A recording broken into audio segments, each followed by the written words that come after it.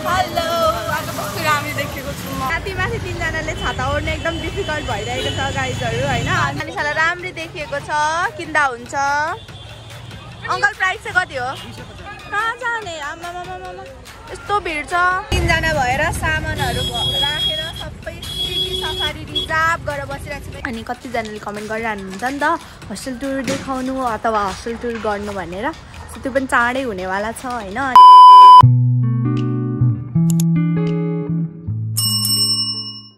Hi guys, Sewa, namaste and welcome back to my YouTube channel. After so long 15 दिन पछिको जुन brake थियो त्यो चाहिँ एकदमै लङ भयो होला मैले भिडियो नहालेको पनि वर्षौ भयो जस्तो लागिसक्यो है भिडियो बनाउन पनि बिर्सिसके and this is Anisha नचिन्नु होला डेटमा गएको जतिकै भइरहेछ त्यो पनि मैसँग गएको मेरो बोयफ्रेन्ड अनि आज चाहिँ आनिसाजीले हिल लाउनु भएको छ गाइजहरु पेन्सिल हिल पनि हैन के पेन्सिल हिल हैन फ्ल्याट हिल हो त्यो पनि सक्दैन यत्रो अग्ली छ नि त अनि आज चाहिँ हामी कहाँ जानु आँटेको भने जोगबनी जानु आँटेको जोगमुनि कि जोगबनी हो अनि यहाँ सफारी चाहिँ आइसक्यो हाई जानु आँटेको चाहिँ जोगबनी हो लाको चाहिँ डेटमा जानलाई आएको जस्तो देखिरहेछ ओभरग्रुम म्यानिया हेलो आज कस्तो राम्ररी देखेको छु म कि मलाई मात्रै त्यस्तो लागेको हो कुनै अनि ओभरग्रुम म्यानिया म्यानिया होइन म्यानिया होइन यसलाई म्यानिया भन्दैन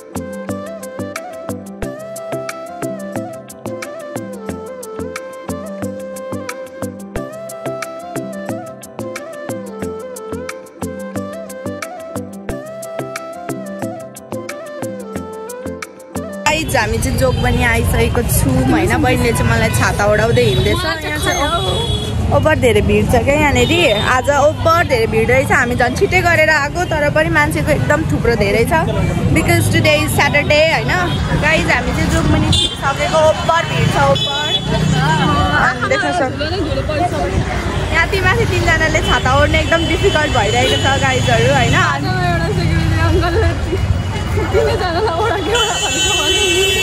कस्तो भिड रहेछ क्या बिहान बिहानै खेरि नै आएको हो नि त 11 बजीतिरै र पनि ओभर भिड छ देख्न सक्नुहुन्छ हामी चाहिँ यहाँनिर सर्ट कुर्ती हेर्न लागेको गाइजहरु हैन अब चाहिँ लाइक थालेको हामीले सपिङ गर्नुको लागि खासै त्यस्तो धेरै सपिङ त हैन तर कुर्ताहरू चाहिँ यहाँ आएपछि किनौँ जस्तो हुन्छ यहाँ हेर्दैछ अनि यिनीहरूले डार्क कलर चाहियो रे यिनीहरूलाई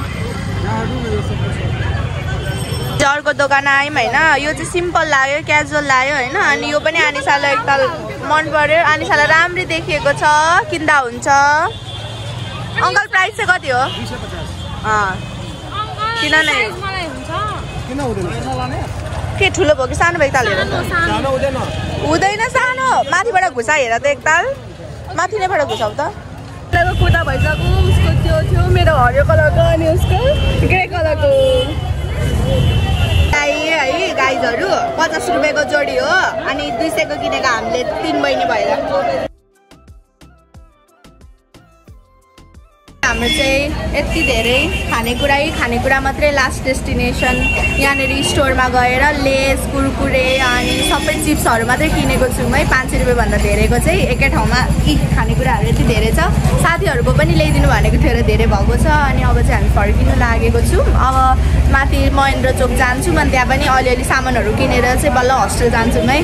यहाँनेर 1 बज्नु आँटिसकेको छ अब चाहिँ हामी फर्किनु आँटेको यस्तो धेरै भिड छ अनि यस्तो धेरै भिड छ बित्थामा आएको यस्तो गर्मीमा जस्तो लागिरहेछ त्यो पनि अलिअलि सामानहरु किन्यौं अब चाहिँ फर्केको है तीनजना भएर सामानहरु राखेर सबै सफारी रिजर्भ गरेर बसिरहेको छु है गाइज अनि महेन्द्र चोकमा उत्रिन आँटेको त्यहाँ पनि फेरि अर्को सामान किन्नु बाँकी छ यति धेरै सामान छ नि बिजोग भयो हाम्रो एकै ठाउँमा सामान नलिएर सोरे भास्यो मेरो धुलो धेर खाएर अब दाइले चाहिँ घुमाउनु भयो है महेन्द्र चोकतिर आइपुग्यौं हामी महेन्द्र चोकको बजार चाहिँ यस्तो छ है गाइजहरु यस्तो भिड छ नि यहाँ पनि त्यस्तै भिड छ एउटाले फेरि हिल लाएर बिजोग रमाइलो गरिरहेछ कहाँ जाने आमामामामा यस्तो भिड छ खासमा हामी यो खालको कपडा चाहिँ लिनु आएको हो क्या यहाँनेरि महेन्द्र चोक यत्रो सामानहरु बोकेर है त हेर बर क्यूट कलर छ हैन यो लग्न लगाएको बहिनीलाई चाहिँ अनि यो र यसको सुरुवाललाई चाहिँ 500 रुपैयाँ अहिले A few moments later. Choco काम पनि सक्यो है फाइनली लाइक कति आधी घन्टा जति चाहिँ अलमलिम होला त्यस्तो घाममा हैन अनि यो किनेको हामीले चाहिँ घर बस्दा लगाउने लुगा 3 जनाको 1200 मा किन्ने सोचमा थियो कि तर फाल्टे दोकानबाट किनेर चाहिँ आनिसाले चाहिँ 50 रुपैयाँ घटाउन सफल भयो हामी चाहिँ 500 मै किन्नु पर्यो अनि अहिले चाहिँ बहिनीको उता अर्कै ठाउँमा फेरि काम छ अनि त्यहाँनेरि रोक्नुको लागि चाहिँ यताको बाटो घुमाउँदै 1000 रुपैयाँ चट्टै त्योभन्दा बेसी नै सक्यो होला यहाँ बहिनीको चलाइदिरहेको छ यिनीहरू चाहिँ यहाँ सामान किन्दैछ यतातिर म चाहिँ नगएको कि म उपर गलिसकेँ हाम्रो अङ्कलले मलाई बोलाएको बेलै हुनुहुन्छ तर म नजाने आज बार्गेनिङ गर्नु त एक्सपर्ट छ साथीहरू के गर्नु गाइज यहाँ हेर्नु सामान यति धेरै हामी चाहिँ बल्ल 2 बजे आइपुग्यौँ तर हामीले भनेकै टाइममा आइपुग्यौँ कि हामी चाहिँ 2 बजीसम्म आउँछौँ है आन्टी भनेर भनेको थियौँ अनि 2 बजेर 10 मिनट त्यस्तै गयो कि कति बज्यो अहिले 2:15 हुन आँटेछ है अनि अस्तिदेखि जाने भनिरहेको थियौँ त्यही भएर चाहिँ गएको हो अहिले कस्तो सुनसान भइरहेको छ हस्टेल पनि आइसक्यो गलेर हुरुक्कै भइरहेछ सक्नु हैन ओ माय गॉड भइहाल्छ पुरै 2 hours later. हाई फेरि पनि गुड मर्निङ भन्नु त हुन्थ्यो तर इट्स अ गुड इभिनिङ 5 बजिसकेको छ अनि घाम सनसेट हुन आँटेको छ एकदम ब्युटिफुल भ्यू अनि अघि आएर एकछिन 1.5-2 घन्टा बस्यौँ अनि चटपटे पनि खाएको थियौँ र पनि भएन अहिले चाहिँ अनि मोमो अर्डर गरिरहेको छु हैन हामी मुनि आएको यहाँ टमाटरको बोट छ हैन यहाँ पनि मसिनो टमाटरहरू छ मिस नम्रता जी र म चाहिँ अहिले आइरहेको छु मेता मोमो लिने ठाउँमा भन्नु रे यहीँनिर बस्न आँटेको हाम्रो होस्टेल यही हो